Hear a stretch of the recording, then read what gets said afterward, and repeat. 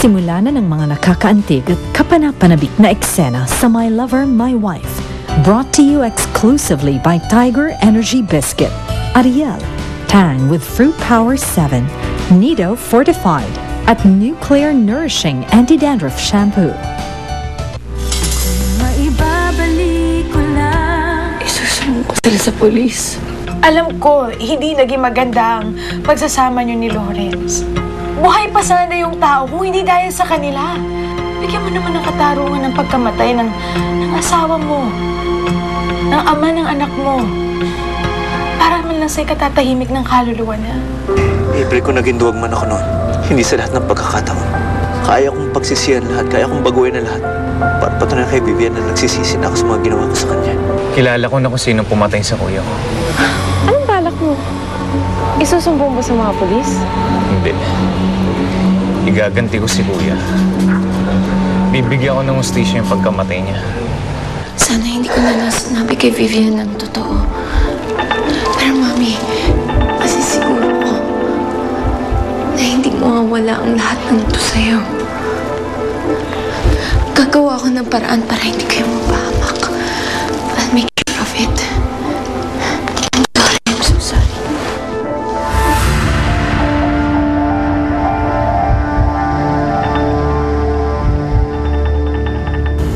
Maraming salamat sa inyong pagdalo. Alam kong naiinip na kayo at hindi ko na patatagalin pa. Tungkol ito sa kaibigan nating pulis na pinatay. Ang pangalan niya ay si Arnel Castro. Ngayon naman, ipapakilala ko sa inyong lahat ang kanyang kapatid. Ladies and gentlemen, Mr. Jordan Castro.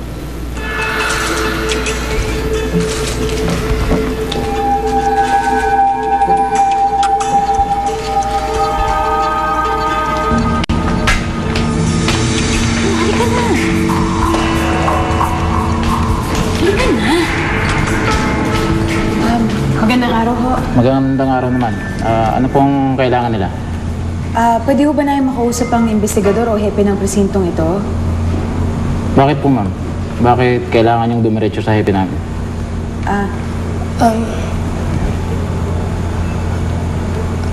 Meron lang ho kaming importanteng kailangan sabihin sa inyo tungkol sa kaso ni Eman Perez at ng asawa ko, si Lawrence Delgado. Pinapatay ang aking kapatid na si Espioan Castro.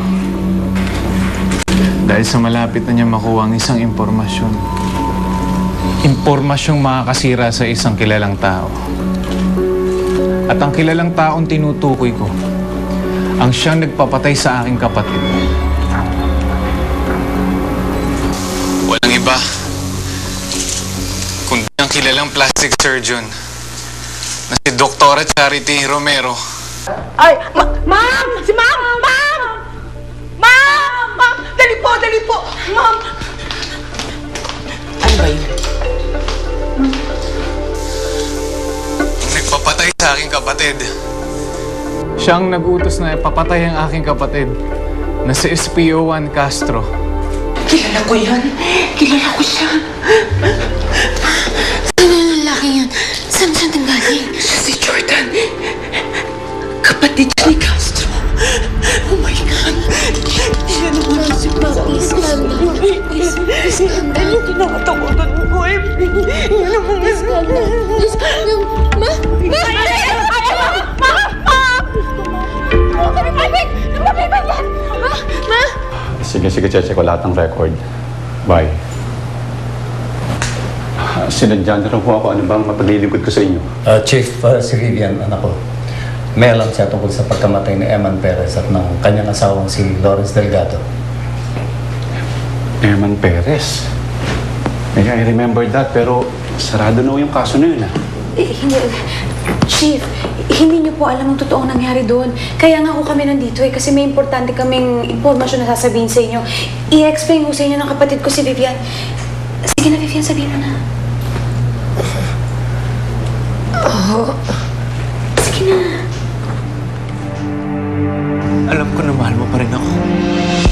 Alam ko na kahit mukha ni Lawrence na nakikita mo, ako pa rin nasa puso mo. Ako, si Arthur, alam ko mahal mo pa rin ako. Vivian, sabi ng tatay mo, meron ka rin na siya sasabihin siya. Ano ba yun? I don't have all the time.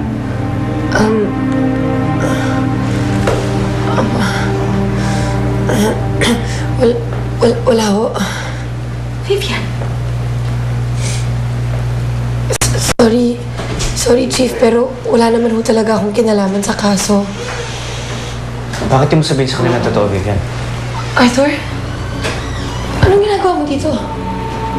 Sino ka? Vivian, kung hindi mo kaya, akong gagawa.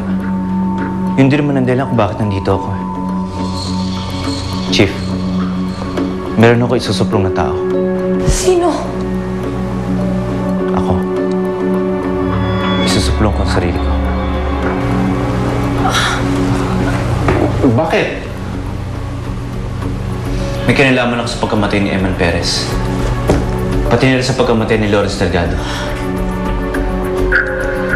Nandito ako para isuko ang sarili ko. Ano alam mo sa kaso ni Eman Perez? Nandun mo ako nung gabing mamatay si Eman Perez. Pati na rin yung pagkamatay ni Lawrence Delgado sa isang helicopter crash. Lawrence Delgado? Alam ko walang Lawrence Delgado ron. Ang alam ko isang Dr. Arthur Salvador at ang piloto nitong si Ronald Martina na namatay doon. Sino si Lawrence Delgado? Si Lawrence nga po yung asawa ng kapatid ko ni Vivian. Patay na rin po yun. Tama kong sinasabi niya. Ang ibig niya masabihin, 3 tao yung namatay dun sa helicopter crash. Eh, ang alam namin, 2 lang yung bangkay na na-rescue ng mga rescue operations. 3 tao ho ang lula ng helicopter na yun. Pero 2 tao hong namatay. Isa ho rin si Lawrence Delgado. Isa yung piloto. Pero si Arthur Salvador ho nakaligtas. Buhay ho siya. Dahil ako si Dr. Arthur Salvador.